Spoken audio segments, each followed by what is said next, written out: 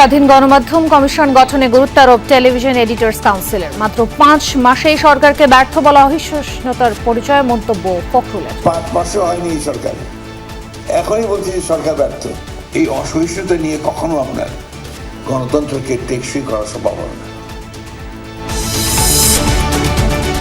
সরকার কতটা সফল সেই রায় দেবে জনগণ, বললেন জামায়াত আমির। গণমাধ্যমের স্বাধীনতা নিয়ে প্রশ্ন।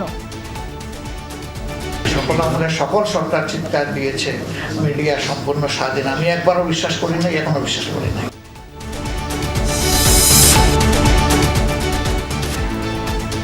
গণহত্যা ও মানবতা বিরোধী অপরাধীদের মেনে নেবে না জনগণ, মন্তব্য সালাউদ্দিনের। শেখ হাসিনা ফিরলে আইনের মুখোমুখি হওয়ার আহ্বান আইনমন্ত্রীর। আমিও বিশ্বাস করতে চাই উনি ডিসেম্বরে এসে কারাগারে যান, আইনি পথ ধরে হাঁটুক। বাংলাদেশের মানুষ তাদেরকে এই দেশে রাজনীতি করার কোনোদিন কোনো অনুমতি দিবে না। তারা বিদেশ থেকে মাঝে মধ্যে অভিযোগও দিতে পারে, চিৎকার করতে পারে। দেশের বিভিন্ন ক্যাম্পাসে সংঘর্ষের জন্য পরস্পরকে দুষছে ছাত্রদল ও ছাত্র শিবির। পেশি শক্তির রাজনীতি ফেরত আনা হচ্ছে শিক্ষাঙ্গনে, পাল্টাপাল্টি অভিযোগ। তারা শুধু ছাত্রদের উপর নৃশংস হামলায় চালায়নি, ছাত্রলীগ স্টাইলে হামলায় চালায়নি, তারা এই বেগম রোকেয়া বিশ্ববিদ্যালয়ে প্রায় কয়েক ঘণ্টাব্যাপী তারা প্রকাশ্যে সশস্ত্র মহড়া দিয়েছে। এই ঘটনা ইন্টেনশনালি ঘটানো হয়েছে এবং সুকৌশলে ছাত্রদলের পক্ষ থেকে তাদের পেশি শক্তির জানান দেওয়ার জন্য এবং প্রত্যেকটা জায়গায় ইসলামী ছাত্র শিবিরের উপর আঘাত করা হয়েছে। জনবল আর সরঞ্জাম ঘাটতিতে উপজেলা স্বাস্থ্য কমপ্লেক্স নেই রোগ শনাক্তের সুযোগ। তালাবদ্ধ অপারেশন থিয়েটার, নিরুপায় মানুষ ছুটছে প্রাইভেটে।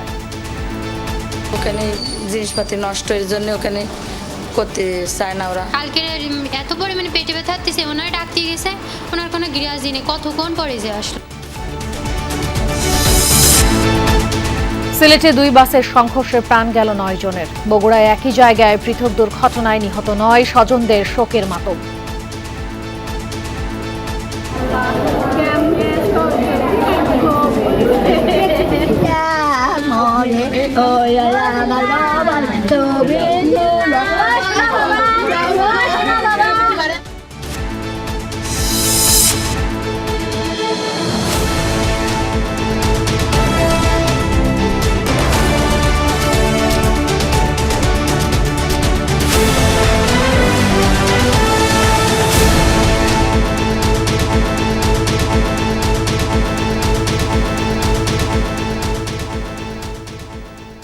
আমন্ত্রণ সন্ধ্যার বাংলাদেশে, সঙ্গে আছি আমি খান তাজনিনা হাসান। এতক্ষণ শিরোনাম দেখছিলেন।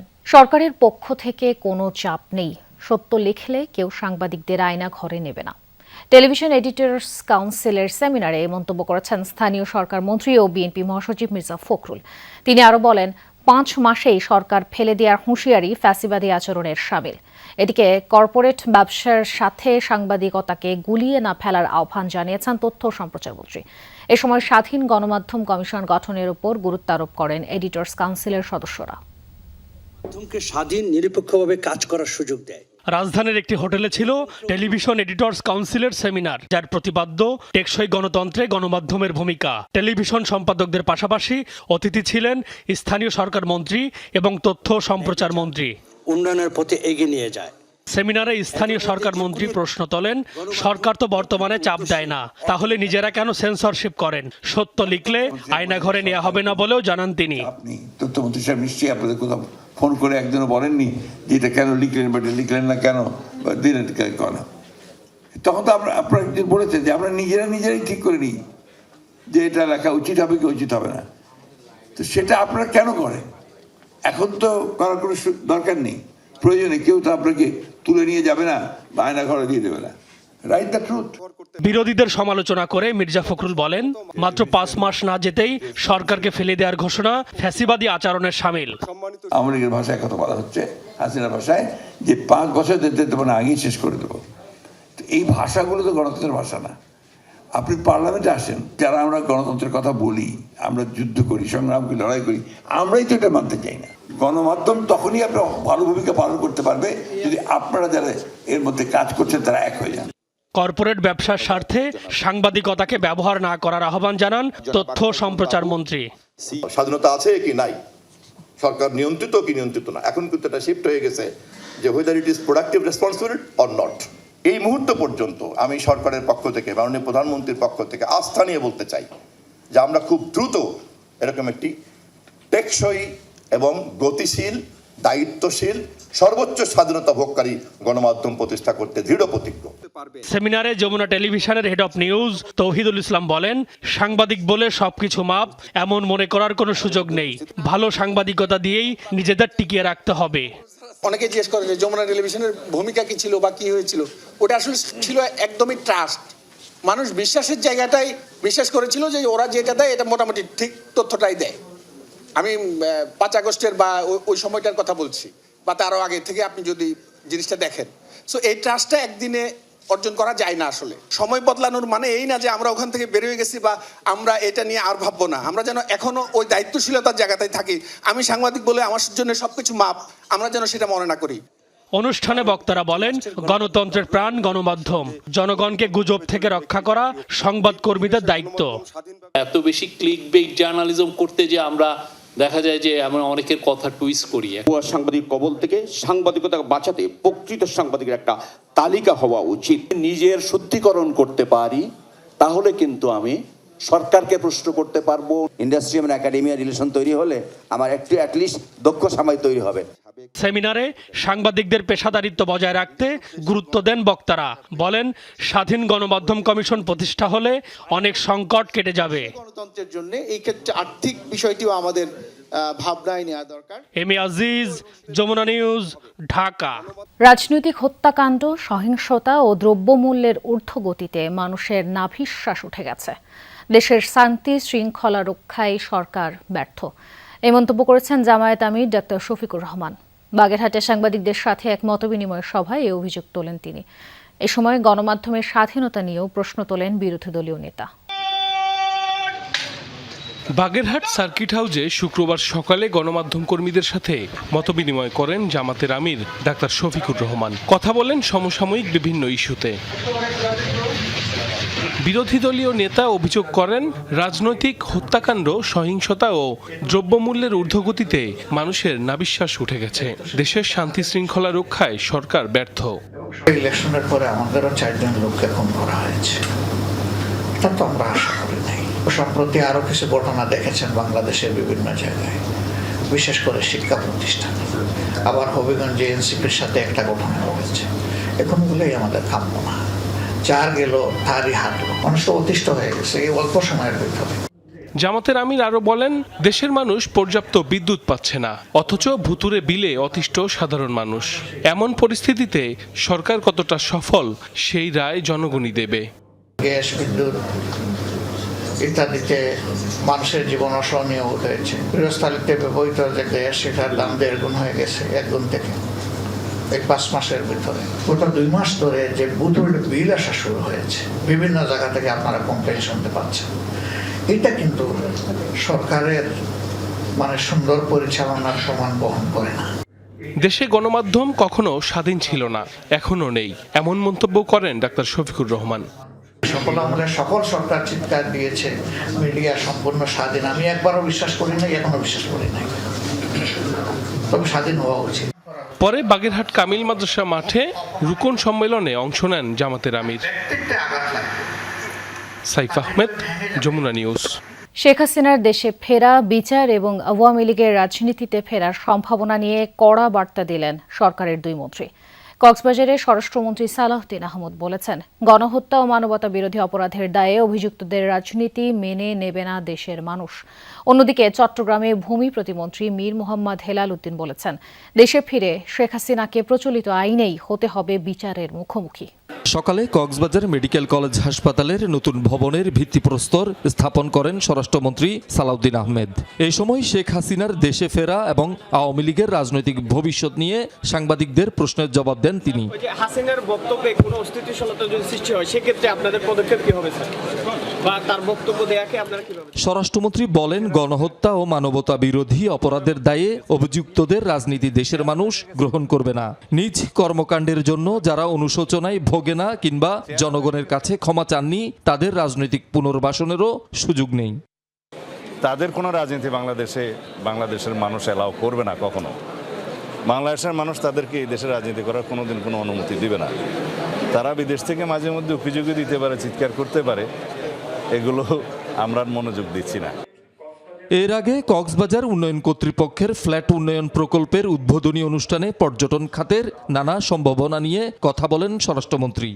ব্লু ইকোনমি এবং মেরিন সায়েন্স ইউনিভার্সিটি গঠনের প্রক্রিয়া চলছে, ইনশাআল্লাহ সেটা হবে। এখানে সমুদ্র সম্পদ ভিত্তিক গবেষণা পরিচালিত হবে। এই জাতীয় সমস্ত ইনস্টিটিউশনগুলোকে আমরা এক জায়গায় নিয়ে আসবো। এদিকে চট্টগ্রাম প্রেস ক্লাবে ফ্যাসিবাদ, জুলাই বিপ্লব ও আজকের বাংলাদেশ শীর্ষক আলোচনা সভায় বক্তব্য রাখেন ভূমি ও পার্বত্য চট্টগ্রাম বিষয়ক প্রতিমন্ত্রী মীর মোহাম্মদ হেলাল উদ্দিন। তিনি বলেন, শেখ হাসিনাকে দেশে ফিরে আইনের মুখোমুখি হতে হবে। কোনো বিশেষ ট্রাইব্যুনাল নয়, দেশের প্রচলিত আইন ও বিচারিক প্রক্রিয়ায় হবে তার বিচার। গত 17 বছরের সহ এই জুলাই আগস্টে গণঅভ্যুত্থানে যতজনকে হত্যা করেছেন তার বিচারের মুখোমুখি আপনাকে হতেই হবে। বাংলাদেশে কোনো ক্যাঙ্গারু কোর্ট করব না, কোনো বিশেষ আদালত করব না। বাংলাদেশের প্রচলিত আইনেই ইনশাআল্লাহ বিচার হবে এবং যদি প্রমাণিত হয় ফাঁসির কাষ্ঠেও চড়তে হবে। শহীদুল সুমন, যমুনা নিউজ। ডিসেম্বরে শেখ হাসিনার দেশে ফেরার বিষয়টি বিশ্বাস করতে চান আইনমন্ত্রী মোহাম্মদ আসাদুজ্জামান। পলাতক ও সাবেক প্রধানমন্ত্রীকে আত্মসমর্পণ করে আইনি প্রক্রিয়ায় বিচারের মুখোমুখি হওয়ার আহ্বান জানিয়েছেন তিনি। সকালে ঝিনাইদহের শৈলকুপায় মুস্তফা মনোয়ারের স্মরণ সভায় অংশ নেন আইনমন্ত্রী। এ সময় তিনি বলেন, মানুষের অনেক ক্ষমতা, কিন্তু আইনের ক্ষমতা তার তুলনায় বেশি। আইন তার সেই ক্ষমতা প্রয়োগ করবে। আইনমন্ত্রী আরও বলেন, দেশে বিচার বিভাগের সবচেয়ে বড় সংকট মানবিক মূল্যবোধ সম্পন্ন বিচারকের। মানুষ আস্থা ও বিশ্বাস রাখতে পারবে এমন বিচারক প্রয়োজন। অনুষ্ঠানে জেলা প্রশাসক, পুলিশ সুপার সহ আরও অনেকে উপস্থিত ছিলেন। উনি ডিসেম্বরে আসবেন, আমিও বিশ্বাস করতে চাই উনি ডিসেম্বরে এসে কারাগারে যান, আইনের পথ ধরে হাঁটুক। আইনের পথ ধরে হাঁটলে আমরা একটা কথা বারবার বলি, অনেক ক্ষমতা মানুষের, কিন্তু আইনের ক্ষমতা তার থেকেও দীর্ঘ। আইন তার দীর্ঘ ক্ষমতা প্রয়োগ করবে। শেখ হাসিনার ভার্চুয়াল সংবাদ সম্মেলনে ভারত সরকারের কোনো ভূমিকা নেই, এমন দাবি করেছে দেশটির পররাষ্ট্র মন্ত্রণালয়। শুক্রবার নিয়মিত সংবাদ সম্মেলনে মুখপাত্র রণধীর জয়সওয়াল বলেন, সেখানে শেখ হাসিনা যে বক্তব্য দিয়েছেন তাতেও কোনো সমর্থন নেই নয়াদিল্লির। Government had no role. একটি বেসরকারি প্রতিষ্ঠানের আয়োজিত ওই অনুষ্ঠানে সরকারের কোনো ভূমিকা ছিল না। ওই ফোরামে যা কিছু বলা হয়েছে, বিশেষ করে বাংলাদেশের যথাযথ সাংবিধানিক প্রক্রিয়ায় গঠিত সরকারের বিষয়ে, তার কোনোটি ভারত সরকার সমর্থন করে না। Duly constituted government of Bangladesh. দিল্লিতে বসে শেখ হাসিনার বক্তব্য দেয়া নিয়ে ভারতীয় হাই কমিশনারকে ডেকে জবাবদিহিতা চাওয়া উচিত ছিল, এমনটাই বলেছেন এনসিপির আহ্বায়ক নাহিদ ইসলাম। বিকেলে বিরোধী দলীয় নেতার বাসভবনে আয়োজিত জুলাই এখনো শেষ হয় নাই শীর্ষক আলোকচিত্র প্রদর্শনীতে যান বৈষম্য বিরোধী ছাত্র আন্দোলনের শীর্ষ নেতারা। অনুষ্ঠানে নাহিদ ইসলামের অভিযোগ, পর্যাপ্ত কূটনৈতিক উদ্যোগের অভাবেই পতিত স্বৈরাচার বিদেশে বসেই তৎপরতা চালাতে পারছে। তিনি আরও অভিযোগ করেন, সংস্কার ইস্যুতে অন্তর্বর্তী সরকার জনবিচ্ছিন্ন হয়ে পড়ছে। সন্ত্রাসী কার্যক্রম পরিচালনা করে বিএনপি ক্যাম্পাস দখলের পাশাপাশি স্বৈরাচার হওয়ার পথে হাঁটছে বলেও মন্তব্য করেন নাহিদ। কোনো ব্যক্তি প্রধানের, সরকার প্রধানের ব্যক্তিগত ইচ্ছার উপরে নির্ভর করে রাষ্ট্র পরিচালিত হয় না। তো যদি কাঠামোগত সংস্কার না করা হয়, এই সরকারও স্বৈরাচারী হবে এবং তাদের ভিতর সেই প্রবণতা আছে। ইতিহাসেও আমরা দেখেছি, তারা একটা ব্যর্থ আওয়ামী লীগ হওয়ার চেষ্টা বিভিন্ন সময় করেছে, পারে নাই, জনগণের প্রতিরোধের মুখে পড়েছে। 96 সালেও এটা হয়েছে। তো এখনও তারা যদি আবার চেষ্টা করে, তারা আবার জনগণের প্রতিরোধের মুখে পড়বে। গেল কদিনে ঢাকা বিশ্ববিদ্যালয় সহ দেশের বিভিন্ন শিক্ষা প্রতিষ্ঠানে ছাত্রদল ও ছাত্র শিবিরের মধ্যে হয়েছে সংঘর্ষ, যাতে আহত হয়েছেন শতাধিক নেতাকর্মী। দেখা গেছে রড, লাঠি, রামদা সহ দেশীয় অস্ত্রের মহড়াও। এসব ঘটনার জন্য পরস্পরকে দুষছে দুই ছাত্র সংগঠনের সভাপতি। ছাত্রদল সভাপতি রাকিবুল ইসলাম বলছেন, তুচ্ছ ঘটনায় ছাত্র শিবির শক্তি প্রদর্শন করছে, যাতে অস্থিতিশীল হয়ে উঠছে ক্যাম্পাস। আর ছাত্র শিবির সভাপতি নুরুল ইসলাম সাদ্দাম বলছেন, বিনা কারণে ঢাকা সহ সব জায়গায় পরিকল্পিত হামলা চালিয়েছে ছাত্রদল।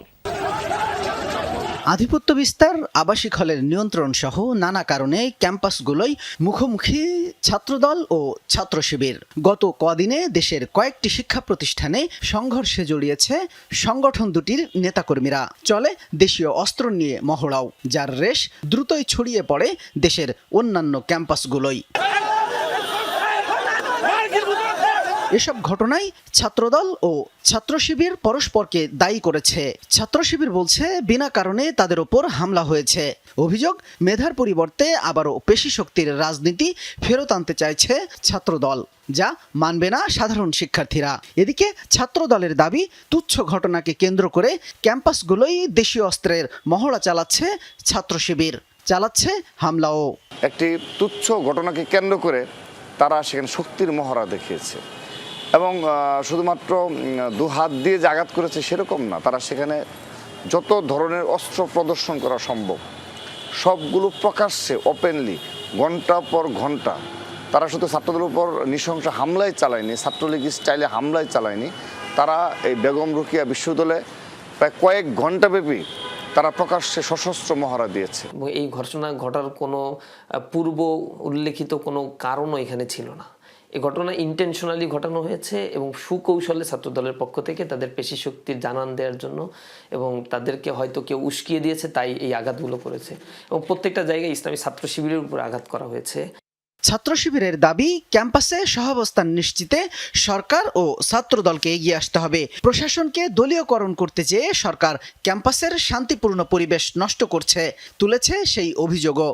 এদিকে জুলাইয়ের বাকি শক্তিগুলোর সাথে সমতা বজায় রেখেই মানবিক ক্যাম্পাস গড়তে চাই ছাত্রদল।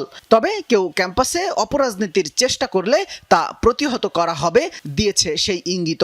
জুলাইয়ের যে শক্তিগুলো ছিলাম এবং ইসলামী ছাত্র শিবির বলেন কিংবা অন্য যারা ছিল, তাদের সবাই যেন একটা সাম্য ভিত্তিক মানবিক বাংলাদেশ বিনির্মাণের জন্য আমরা কাজ করি এবং আমাদের মাঝে মতপার্থক্য থাকবে, কিন্তু এই ধরনের সশস্ত্র অবস্থায় কিংবা একজন আরেকজনের উপর আক্রমণ, এই পরিস্থিতি কখনোই যেন তৈরি না হয়। সহাবস্থানের রাজনীতিটা যেটা জুলাইয়ের পরে চলছিল, এইটাকে নিশ্চিত করতে হবে এবং সরকার যদি এটা না চায় তাহলে আর কারো পক্ষে এটা সম্ভব না।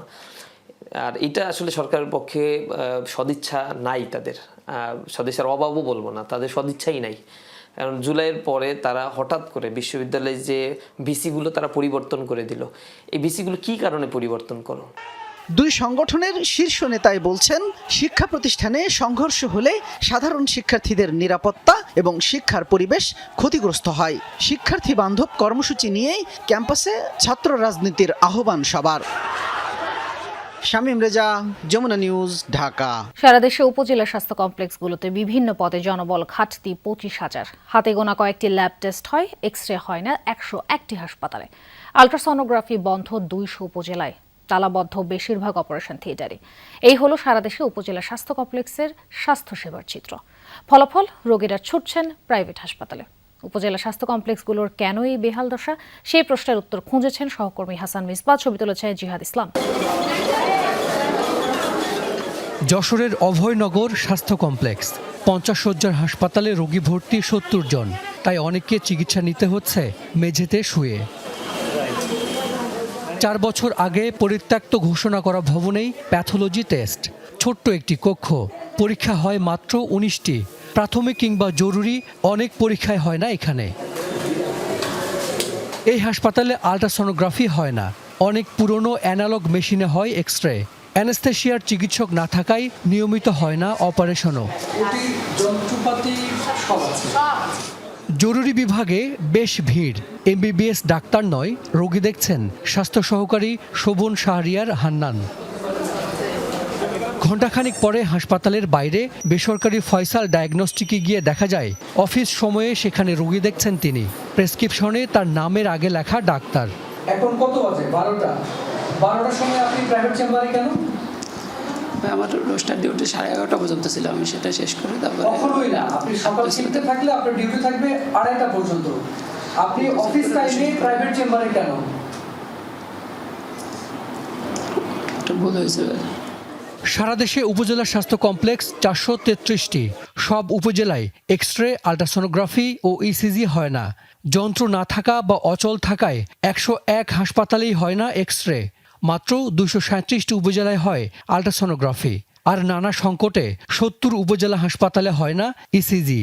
৮০ ভাগ উপজেলায় চলে না অপারেশন থিয়েটার, অলস পড়ে আছে কোটি কোটি টাকার যন্ত্রপাতি। আমরা অনেক গরিব মানুষ, আমাদের মধ্যে এখানে পরীক্ষা যদি হতো আমরা খুব ভালো পেতাম। আলট্রা নাই, বাইরে থেকে গরিব প্রাইভেট যেগুলো আপনার ডায়াগনোসিস সেন্টার আছে ওখান থেকে আমাদের করা হয়। মনে করেন একটা ডেলিভারি রোগী মরে গেল, তা এসে ওই ডাক্তার আসে, আইসারা ঝাড়ি দে। কালকে এত পরিমাণে পেটে ব্যথা হচ্ছে, ওনার ডাক্তার গেছে, ওনার কোনো গ্রিয়াজ দিনে কতক্ষণ পরে যে আসলো। 400-500 টাকার ভিতরে রক্ত টেস্ট, প্রস্রাব টেস্ট এগুলো এখানে হয়, আর বাদ বাকি বড় যেগুলো লাগে সেগুলো সব বাইরে থেকে করানো লাগে। তবে সবচেয়ে বড় সংকট জনবল ঘাটতি। ৬৯,০০০-এর মধ্যে ২৫,০০০ পদই খালি। শুধু জুনিয়র কনসালটেন্টের ২,০০০ পদ শূন্য। শহর থেকে হাসপাতাল যত দূরে, সেখানে জনবল তত কম। আমরাও খানিকটা বিব্রত, সত্যি কথা যা, কারণ আমার এত বড় একটা প্রতিষ্ঠানে আমার এত রোগীর আনাগোনা হচ্ছে, আমি সব টেস্ট করতে পারছি না। হেলথ কমপ্লেক্সের যে ইনফ্রাস্ট্রাকচার আছে এটা যদি ফুলফিল থাকতো, যে পরিপূর্ণভাবে থাকতো, আমার মনে হয় 80% রেফারেল রোগী কমে যেত। বর্তমান যে স্ট্রাকচারগুলো আছে সেটা যদি ফুল ফ্লেজেড, এটা যদি 100% আমরা ফাংশনিং করতে পারি, আমি মনে করি যে 80% মানুষকে আর মানে সেকেন্ডারি লেভেলে যেতে হবে না। এখানেই শেষ নয়। উপজেলা স্বাস্থ্য কমপ্লেক্স পিছিয়ে থাকার আরেকটি বড় কারণ হাসপাতালের নাকের ডগায় গড়ে ওঠা অসংখ্য ক্লিনিক, ডায়াগনস্টিক। বেশিরভাগই শেয়ার বা মালিকানা আছে স্বাস্থ্যকর্মীদের। রোগী পাঠালে পকেটে ঢোকে কমিশন। ফলে স্বাস্থ্য কমপ্লেক্সের সংকট যত বেশি, ক্লিনিক ডায়াগনস্টিকের ব্যবসা তত জমজমাট। এই প্রতিষ্ঠানের নাম এবি ডায়াগনস্টিক। অভয়নগর স্বাস্থ্য কমপ্লেক্স থেকে এর দূরত্ব 10 হাতের বেশি নয়। এখন দুপুর 1টা এখনও বাজে নাই। এই ডায়াগনস্টিকের রিসেপশনে এসে আমরা দেখতে পেয়েছি 20 জনেরও বেশি রোগী এখানে অপেক্ষা করছেন নানা ধরনের পরীক্ষা নিরীক্ষার জন্য। যে পরীক্ষাগুলো সরকারি হাসপাতালেই হয়, এমন অনেক ধরনের পরীক্ষার জন্য এই সব রোগীদের পাঠানো হয়েছে এই বেসরকারি ডায়াগনস্টিক সেন্টারে। এখানে চেক ভালো হবে এর জন্যতেই আইসি, ওখানে জিনিসপাতি নষ্ট এর জন্য ওখানে করতে চায় না ওরা। এখানে ওই ডায়াবেটিস পরীক্ষা করতে এসে পরীক্ষা সরকারিটা হয় না, ওখানে দেয় নাই তো। কোথায় দিছে? এখানে দিছে। এটা তো সরকারিটাই হয়। হ্যাঁ, এখানে আসছেন কেন? এইখানে পাঠাই দিল। ডাক্তার দেখাইছি, ডাক্তার আসতে বলেছে তাই। প্রতি উপজেলায় কয়েক লাখ মানুষের স্বাস্থ্যসেবার দায়িত্ব স্বাস্থ্য কমপ্লেক্সের। স্বাধীনতার 54 বছরেও কাঙ্ক্ষিত সেবা দিতে পারছে না এই প্রতিষ্ঠান। ফলে মফস্বলের মানুষ সেবা পায় আংশিক। এটা কারণ কি? অব্যবস্থাপনা, অপরিকল্পিত ব্যবস্থাপনা। এবং এটার মূলে আমি বলবো যে আমাদের যারা পরিকল্পনার দায়িত্বে এবং প্রশাসনের যারা দায়িত্বে আছেন তারা বেশিরভাগ চিকিৎসকরা। এই অবস্থায় 1 লাখ স্বাস্থ্যকর্মী নিয়োগের পাশাপাশি সেবার পরিধি বাড়ানোর কথা জানাচ্ছেন স্বাস্থ্যমন্ত্রী। উপজেলা স্বাস্থ্য কমপ্লেক্সগুলিকে আমরা নতুনভাবে 50 শয্যা থেকে 101 শয্যায় উন্নীত করতেছি। সেখানে প্যাথোলজি ডিপার্টমেন্ট হবে এবং সেই প্যাথোলজি করার জন্য অলরেডি আমরা কার্যক্রম গ্রহণ করেছি। সেখানে অনেকগুলি টেস্ট করার মতন মেশিনারি যেটা দেওয়ার কথা, ইকুইপমেন্টস, আমরা সেই ব্যবস্থা করতেছি অর্থবর্ষ থেকে। সারা দেশের উপজেলা স্বাস্থ্য কমপ্লেক্সগুলোতে প্রতিদিন 1.5 লাখের বেশি মানুষ আউটডোরে সেবা নেয়। হাসপাতালের শয্যা 20,876টি, তবে রোগী ভর্তি থাকে 22,000-এর বেশি। হাসান মিসবাহ, যমুনা নিউজ, ঢাকা।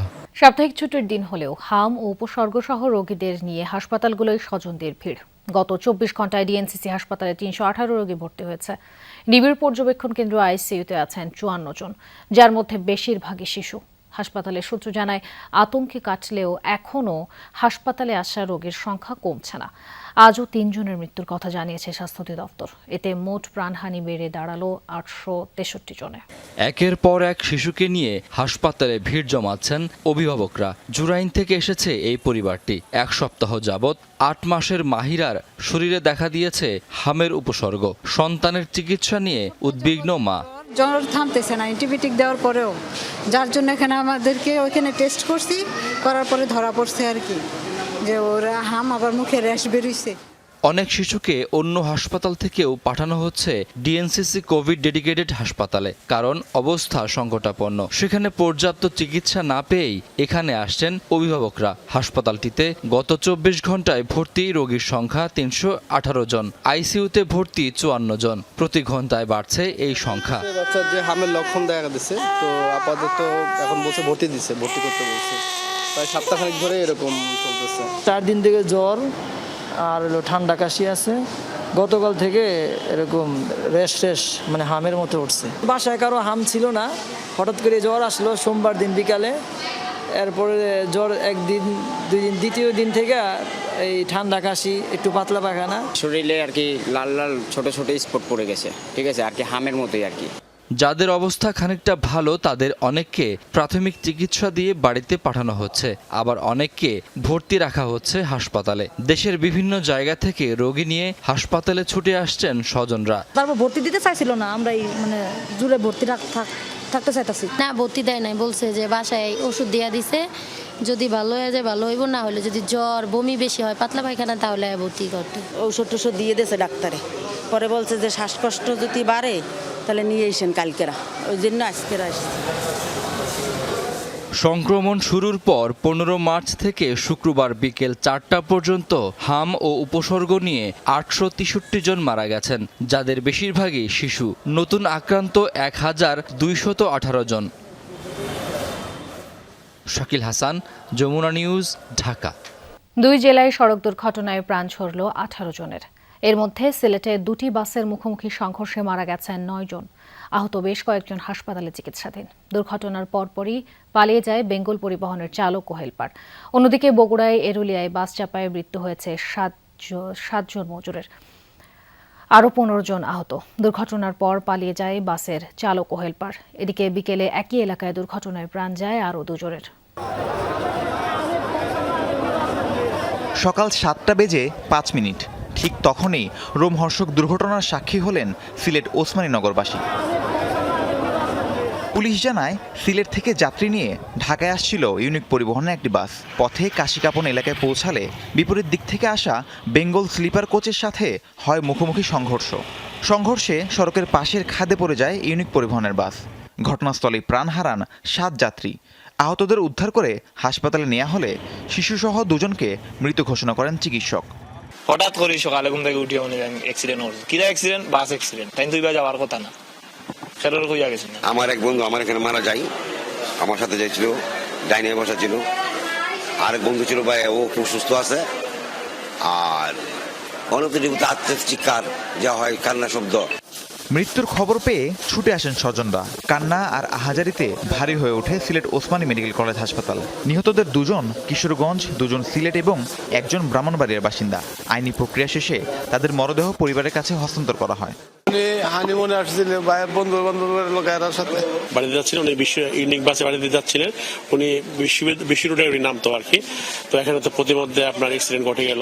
ঢাকার দিকে যে গাড়িটা এসছে এটা হয়তো তারা রাতের পরিবহন ছিল, আমরা যে নাইট কোচ বলি, সেক্ষেত্রে হয়তো সে ড্রাইভার সারা রাত চালানোর পরে এখানে ড্রাউজি হয়ে গেল, সেখানে হয়তো নিয়ন্ত্রণ হারিয়ে এসে একটু ডান দিকে চলে গেছিল, তাই মনে হচ্ছে। এদিকে বগুড়া সদর উপজেলার এরুলিয়া বাজারে ভোরে কাজের সন্ধানে সড়কের পাশে দাঁড়িয়েছিলেন বেশ কয়েকজন দিনমজুর।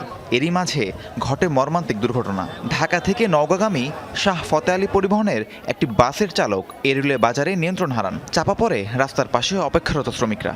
ঘটনাস্থলেই মারা যান 3 শ্রমিক। হাসপাতালে নিলে আরও 4 জনকে মৃত ঘোষণা করেন চিকিৎসক। দ্রুত গতিতে যাওয়ার কারণে নিয়ন্ত্রণ হারিয়ে একদম শ্রমিকদের উপরে উপচে পড়ে। প্রতিনিয়ত দুর্ঘটনা ঘটে যাচ্ছে একের পর এক, কিন্তু কোনো স্পিড ব্রেকার কেউ দেয় না। তারা ছিল শ্রমিক, তারা কাজের সন্ধানে বসেছিল, আর গাড়িটা নিয়ন্ত্রণ হারিয়ে প্রথমে খাম্বাতে হালকা লাগে, তারপরে শ্রমিকদের উপরে উঠাইছে। দুর্ঘটনার প্রতিবাদ এবং এরুলিয়া বাজারে স্পিড ব্রেকার নির্মাণের দাবিতে বগুড়া নওগাঁ মহাসড়ক অবরোধ করে স্থানীয়রা। এতে বন্ধ হয়ে পড়ে যান চলাচল।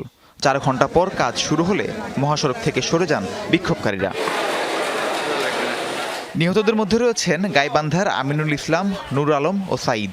তাজমুল ইসলামের বাড়ি জয়পুরহাট, বগুড়ার বেলাল এবং আনোয়ারুল ইসলামের বাড়ি দিনাজপুরে। মৃত্যুর খবরে তাদের পরিবারে চলছে শোকের মাতম। এদিকে বিকেলে বগুড়ার এরুলিয়া এলাকাতেই সড়ক দুর্ঘটনায় প্রাণ যায় মোটরসাইকেল আরোহী স্বামী স্ত্রীর। রাহিম সারোয়ার, যমুনা নিউজ। ছুটির দিনে জুলাই স্মৃতি জাদুঘরে দর্শনার্থীদের ব্যাপক ভিড় আর টিকিট নেওয়া ব্যবস্থাপনার অভিযোগ। দর্শনার্থীরা জানান, দীর্ঘ সময় লাইনে দাঁড়িয়ে টিকিট কেটেও অনেকে নির্ধারিত সময়ে ভেতরে প্রবেশ করতে পারেননি। তারা জানান, শুক্রবারে ভিড় বাড়বে সেটা আগেই অনুমেয় ছিল। সে অনুযায়ী আরও কয়েকটি প্রবেশ গেট খুলে দিলে এবং টিকিট কাউন্টারও সুষ্ঠু ব্যবস্থাপনা গ্রহণ করলে ভোগান্তি কমে আসত। বিশেষ করে পরিবারের সদস্য ও ছোট শিশুদের নিয়ে লাইনে দাঁড়ানো দর্শনার্থীরা ক্ষুব্ধ। সাপ্তাহিক ছুটির দিনগুলোয় বিকেল ৩টা থেকে সন্ধ্যা 6:30 পর্যন্ত খোলা থাকবে জাদুঘর। এই সময়সূচি অনেকেই জানতেন না। সকাল থেকেই প্রবেশ গেটের সামনে তারা করছেন অপেক্ষা। অনেকে দূর দূরান্ত থেকে এসেও ঢুকতে না পেরে ফিরে গেছেন। বাচ্চাদের নিয়ে আসলাম যে জুলাই জাদুঘর দেখবো, কিন্তু এখানকার যে পরিবেশ, তো এখন আর যাওয়ার কোনো সুযোগও নেই। আমি গত 2 দিন আগে অনলাইনে টিকিট কেটে ফেলছি, কিন্তু এত তীব্র ভিড় আর ওদের ম্যানেজমেন্টের ফার্স্ট অফ অল কোনো ঠিক নেই। তারা একটা পরিবেশ সুন্দর করতো যে এখানে টিকিট কাটে, এই গেট দিয়ে লোক ঢুকতেছে, ওই গেটে টিকিট কাটে, তাও তো তারা করতেছে না। আমি ঢুকতে পারছি বা ঢোকার পরে টিকিট কাটছি, কিন্তু ভিতরে আমার ফ্যামিলি বাচ্চা ওনাদেরকে নিতে পারছি না। 5 আগস্টে উদ্বোধন করা হয়েছে, মানুষের একটু চাপ থাকতে পারে আজকে যেহেতু ছুটির দিন, তাহলে কর্তৃপক্ষ এটা আগে থেকে ব্যবস্থা নেওয়ার কথা ছিল। হিসাবে মাত্র 1000 টাকার হেরফের। তাতে রাজধানীর তুরাগে সজীব নামের এক যুবককে পিটিয়ে হত্যার অভিযোগ উঠেছে মাদক কারবারি রুবেলের বিরুদ্ধে। নিহতের স্বজনরা বলছেন, রুবেলের হয়ে গাঁজা বিক্রি করতেন সজীব। পুলিশের প্রাথমিক ধারণা, মাদক বিক্রির টাকাকে কেন্দ্র করেই বিরোধের সূত্রপাত। মূল অভিযুক্ত ও জড়িতদের ধরতে অভিযান চলছে। মাত্র 1000 টাকা, সেই হিসাবকে কেন্দ্র করেই বিরোধ, যার জেরে পিটিয়ে হত্যা করা হয়েছে সজীব নামের এক যুবককে। বৃহস্পতিবার রাত 8টা নাগাদ রাজধানীর তুরাগ থানার নলভোগ কফিল মেম্বারের বাড়ির পূর্ব পাশে ঘটে এই ঘটনা। স্বজনরা জানান, রুবেল নামে এক ব্যক্তির হয়ে মাদক বিক্রি করতেন সজীব। মাদক বিক্রির হিসাব দেওয়ার সময় 1000 টাকা কম দেয়াকে কেন্দ্র করে রুবেলের সঙ্গে তার বিরোধ হয়। এক পর্যায়ে সজীবকে পিটিয়ে আহত করে রুবেল। গুরুতর আহত অবস্থায় তাকে উদ্ধার করে উত্তরার শহীদ মনসুর আলী মেডিকেল কলেজ হাসপাতালে নেওয়া হয়। পরে সেখানেই মৃত্যু হয় সজীবের। ময়না তদন্তের জন্য মরদেহ পাঠানো হয়েছে শহীদ সোহরাওয়ার্দী মেডিকেল কলেজের মর্গে। নিহতের পরিবারের পক্ষ থেকে এ ঘটনায় মামলা করা হয়েছে। মা সালমা বেগমের অভিযোগ, মাদক বিক্রি করতে সজীবের অসম্মতি কাল হয়ে দাঁড়িয়েছে। যদি আমার এই কামটা না করস, আমি তোরা একবার মাইরে হেলাম চুলাই কইছে কিছু কেন মারবেন, আমি কি অপরাধ দিয়ে মারবেন যে ব্যবসা না করলে তোর মারবেন। এখান থেকে ডর দেখায় নিচ্ছি, আমার যেভাবে হত্যা করছে আমি তাকে বিশ্বাস চাই। তুরাগ থানার ওসি জানান, অভিযুক্ত রুবেল সহ জড়িতদের গ্রেফতারে অভিযান চলমান, তবে এখনো সবাই ধরাছোঁয়ার বাইরে। মাদক বিক্রির টাকা হিসাব দেওয়ার সময় 1000 টাকা চুরি করছে, হয়তো ধরা পড়ছে, ওইটার জন্য লাঠি দিয়ে মারছে। মারার পরে প্রথম নিয়ে গেছিল শহীদ মুশারফ মেডিকেলে, পরে রাত্রেবেলা মারা গেছে। মাদক বিক্রির টাকা নিয়ে বিরোধী হত্যার মূল কারণ কিনা তা খতিয়ে দেখছে পুলিশ। রাব্বি সিদ্দিকী, যমুনা নিউজ, ঢাকা। তীব্র যানজট ঢাকা চট্টগ্রাম মহাসড়কের কুমিল্লা অংশে। চরম ভোগান্তি পোহাতে হচ্ছে যাত্রী ও পরিবহন সংশ্লিষ্টদের। যানজট ছড়িয়ে পড়েছে প্রায় 25 কিলোমিটার এলাকা জুড়ে। হাইওয়ে পুলিশ বলছে, মহাসড়কের আমতলী অংশে সংস্কার কাজের জন্য এই ভোগান্তি দেখা দিয়েছে। থমকে যাওয়া এই গাড়ির চাকা ঢাকা চট্টগ্রাম মহাসড়কের কুমিল্লার কোটবাড়ি অংশের। শুক্রবার ভোর থেকেই মহাসড়কে দেখা দেয় তীব্র যানজট। দিনভরই যানজটের ভোগান্তি পোহাতে হয় যাত্রী ও পরিবহন শ্রমিকদের। বিকেলের দিকে তা ছড়িয়ে পড়ে আরও বড় এলাকা জুড়ে। আমতলী আলেখাচর থেকে গাড়ির জট ছাড়িয়ে যায় 14 গ্রামের মিয়াবাজার পর্যন্ত, প্রায় 25 কিলোমিটার এলাকায়। আসতে 2 ঘন্টা সময় লাগবে, বাকি রাস্তা ঢাকা কত সময়ের মধ্যে যায় এর আল্লাহ জানে। কুমিল্লা বিশ্ব রোডের দিকে যাবো, এই যে ক্যান্টনমেন্টের যে রাস্তাটা ভাঙছে, এই রাস্তাটা ঠিক করে না, এটা কি সরকার দেয় না? হাজার হাজার গাড়ি, হাজার হাজার যাত্রী রাস্তায় খুব কষ্ট করতে আছে ভাই, মহিলারা বাচ্চা কাচ্চা নিয়ে অনেক কষ্ট করতে আছে। হাইওয়ে পুলিশ বলছে, মহাসড়কের আমতলী অংশ দীর্ঘদিন ধরে খানাখন্দে ভরা। এই রাস্তায় এলেই থেমে যায় গতি। শুক্রবার ভোর থেকে মহাসড়কে জরুরি সংস্কার কাজ শুরু হলে দেখা দেয় তীব্র যানজট। তো সকালে রোডসান হাইওয়ে থেকে ওরা কিছু ইট আর বালু নিয়ে আসছিল, তো বড় বড় যে গর্তগুলো ওগুলো আমরা ভরাট করে দিছি আর কি। তো ওগুলো ভরাট করার পরেও এখন যে রাস্তার অবস্থা, তাতে গাড়িগুলো স্মুথলি চলতে পারে না। তো এই ভোগান্তিটা আসলে রাস্তাটা ঠিক না হওয়া পর্যন্ত এই ভোগান্তিটা কন্টিনিউ থাকবে। চলমান বর্ষার এই কিছুদিন গেলে আমরা এইটার স্থায়ী সমাধানের জন্য অলরেডি প্রাক্কলন প্রস্তুত করে উপরে পাঠিয়েছি। ইনশাল্লাহ এটার একটা সমাধান আমরা স্থায়ী সমাধান শীঘ্রই করব। মহাসড়কের ভাঙাচোরা এই অংশটুকু টেকসই সংস্কারের দাবি জানায় যাত্রী ও পরিবহন চালকরা। শামস তাবরিজ উচ্ছ্বাস, Jamuna news. Maheshkhali LNG terminal থেকে সরবরাহ শুরুর পর চট্টগ্রামে কেটেছে গ্যাস সংকট। বন্ধ সব পাম্প খুলেছে। টানা 4-5 দিন চরম ভোগান্তির পর স্বস্তিতে যানবাহন চালকরা। তবে গ্যাস সংকটে শিল্প কারখানায় উৎপাদন বন্ধ থাকায় বেশ ক্ষতি হয়েছে বলছেন ব্যবসায়ীরা। গত কয়েকদিন বন্ধ থাকার পর খুলেছে ওয়াসা মোড়ের এই সিএনজি ফুয়েলিং স্টেশন। গ্যাস নিতে সকাল থেকে রাত অবধি যানবাহনের লাইনও নেই।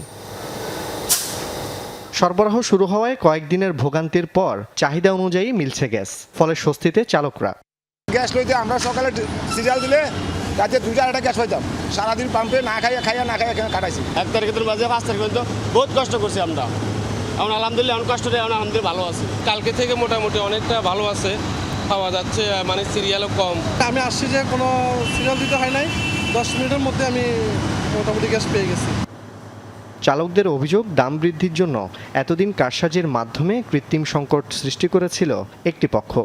সংকটটা যাতে না হোক, যাতে দ্রুতভাবে সরকার এটা সমাধান করে। গ্যাসটা দেশে অপরিণত নাই, কিন্তু দেশটা বন্ধ করে দিয়ে ওরা সিন্ডিকেট করে রাখে। আমার মনে হয় না যে গ্যাসের কোনো সংকট আছে।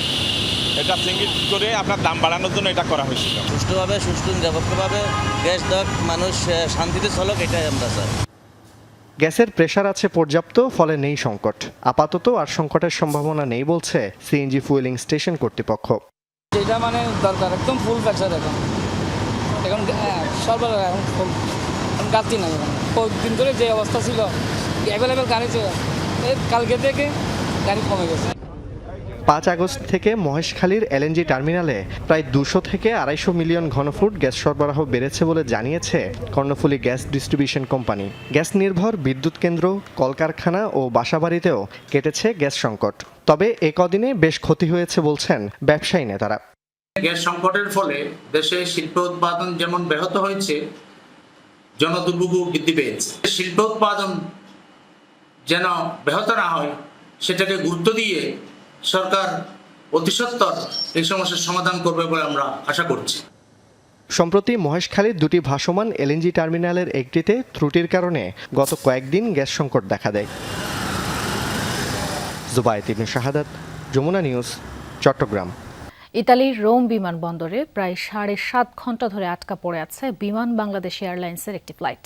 ভোগান্তিতে 259 জন যাত্রী। জানা গেছে, রোমের ফিউমিচিনো আন্তর্জাতিক বিমানবন্দরে আটকে আছে ঢাকাগামী ফ্লাইটটি। রোমে ট্রানজিটের পর ঢাকার উদ্দেশ্যে রওনা দেওয়ার কথা থাকলেও উড়োজাহাজের অভ্যন্তরে চাপ নিয়ন্ত্রণে ত্রুটি দেখা দেয়। দীর্ঘ সময় ত্রুটি মেরামতের চেষ্টা করেও তা সম্ভব হয়নি। এ কারণে যাত্রীরা উড়োজাহাজের ভেতরে প্রায় 7.5 ঘন্টা ধরে আটকে রয়েছে। এতে দুর্ভোগে পড়েন তারা। এ বিষয়ে কোনো রকম মন্তব্য করতে রাজি হয়নি এয়ারলাইন্স কর্তৃপক্ষ। মধ্যপ্রাচ্যে উত্তেজনার মধ্যেই যৌথ প্রতিরক্ষা চুক্তিতে স্বাক্ষর করেছে পাকিস্তান, তুরস্ক ও সৌদি আরব। পাকিস্তানের পররাষ্ট্র মন্ত্রণালয় এই তথ্য জানিয়েছে। চুক্তি অনুযায়ী 3 দেশের যে কোনো একটির ওপর হামলাকে সবার বিরুদ্ধে আঘাত হিসেবে গণ্য করা হবে। শুক্রবার মক্কায় সৌদি যুবরাজ মোহাম্মদ বিন সালমানের সাথে বৈঠক করেছেন তুরস্কের প্রেসিডেন্ট রিসেপ তাইয়েপ এরদোগান ও পাকিস্তানের প্রধানমন্ত্রী শেহবাজ শরীফ। এর আগে বৃহস্পতিবার সৌদিতে পৌঁছান পাকিস্তানের ফিল্ড মার্শাল আসিম মুনির। মধ্যপ্রাচ্যে বাড়তে থাকা উত্তেজনার জেরে অভ্যন্তরীণ নিরাপত্তা সহযোগিতা জোরদারের লক্ষ্যে এই চুক্তিতে স্বাক্ষর করল দেশগুলো। সরকারি নিয়োগ পরীক্ষায় অনিয়ম ও কারচুপির জেরে এবার ছাত্র ও চাকরি প্রত্যাশীদের বিক্ষোভে উত্তাল ভারতের ঝাড়খণ্ড। রাজধানীর জয়পাল সিং মুন্ডা স্টেডিয়ামের অবস্থান কর্মসূচিতে দলে দলে যোগ দিয়েছেন শিক্ষার্থীরা। 2 সপ্তাহ ধরে চলছে কর্মসূচি অনশন। রাজ্য সরকার আলোচনার আশ্বাস দিলেও এখনও তা টেবিলে গড়ায়নি। আন্দোলনে সমর্থন দিয়েছে আলোচিত ককরোচ জনতা পার্টি সিজেপি। দিল্লির উত্তাপ কমতে না কমতেই ঝাড়খণ্ডে ছাত্র বিক্ষোভের আজ 2 সপ্তাহ ধরে চলা আন্দোলন ধারণ করেছে বিশাল আকার। ছাত্রনেতা দেবেন্দ্রনাথ মাহাতোর নেতৃত্বে গেল বুধবার থেকে রাঁচির জয়পাল সিং স্টেডিয়ামে অবস্থান করছে বিপুল সংখ্যক চাকরি প্রার্থী। যোগ দিয়েছেন বিভিন্ন বয়সী শিক্ষার্থীরাও। চলছে আমরণ অনশন কর্মসূচি। আমার চেহারাই স্বাস্থ্যের অবস্থা বলে দিচ্ছে। আমি কেবল শুনতে, ভাবতে এবং একটু কথা বলতে পারি, বাকি অঙ্গ প্রত্যঙ্গ সাড়া দিচ্ছে না। সরকারের মনোভাব শিক্ষার্থীদের প্রতি অত্যন্ত অসংবেদনশীল। একসঙ্গে এমন একটি ব্যবস্থা প্রণয়ন করব যেখানে কারচুপি ও প্রশ্ন ফাঁস অসম্ভব। 5 জুলাই প্রকাশিত হয় ঝাড়খণ্ডের পাবলিক সার্ভিস কমিশনের প্রিলিমিনারি পরীক্ষার ফল। এতে প্রশ্নফাঁস ছাড়াও 50 লাখ থেকে 1 কোটি রুপিতে পোস্ট বিক্রির গুরুতর অভিযোগ ওঠে। আন্দোলনরতদের দাবি অবিলম্বে সেই পরীক্ষা বাতিল করা হোক। একই সাথে স্বাধীন তদন্ত কমিশন গঠনের দাবিও তোলা হয়। 14 দিন ধরে কর্মসূচি চলছে। মুখ্যমন্ত্রী আলোচনার উদ্যোগ নিয়েছিলেন, সমন্বয়ের অভাবে তা হয়নি। আমাদের উদ্দেশ্য কখনোই রাষ্ট্রকে অশান্ত করা ছিল না। দাবি পূরণ হলে সন্ধ্যের মধ্যেই চলে যাব। যেসব প্রতিষ্ঠানে শিক্ষার্থীরা ভবিষ্যৎ গড়ার স্বপ্ন দেখে সেগুলো বিক্রির জন্য তোলা হলে হতাশাজনক। সরকার কখন আমাদের বৈঠকে ডাকবে তার অপেক্ষায় আছি। প্রতিনিধি দল প্রস্তুত, সদস্যদের নামও ঘোষণা করা হয়েছে। কোন রাজনৈতিক দলের সঙ্গে জোট করতে চাই না, কিন্তু আমরা সকলের নৈতিক সমর্থন চাই। এদিকে অনিয়ম ও কারচুপির অভিযোগে ঝাড়খণ্ডের কংগ্রেস জোট সরকারের নীরবতাকে কটাক্ষ করছে বিরোধী দল। শুক্রবারও রাজ্য বিধানসভার বাইরে বিক্ষোভ করেছেন বিজেপি এমপিরা। 25 থেকে 27 জুলাই জেপিএসসির লিখিত পরীক্ষা হওয়ার কথা ছিল, কিন্তু আন্দোলনের জেরে তা অনির্দিষ্টকালের জন্য স্থগিত করে সংশ্লিষ্ট কর্তৃপক্ষ। অনিক রহমান, যমুনা নিউজ। এই ছিল সন্ধ্যার বাংলাদেশের আয়োজনে। এতক্ষণ আমাদের সাথে থাকার জন্য ধন্যবাদ।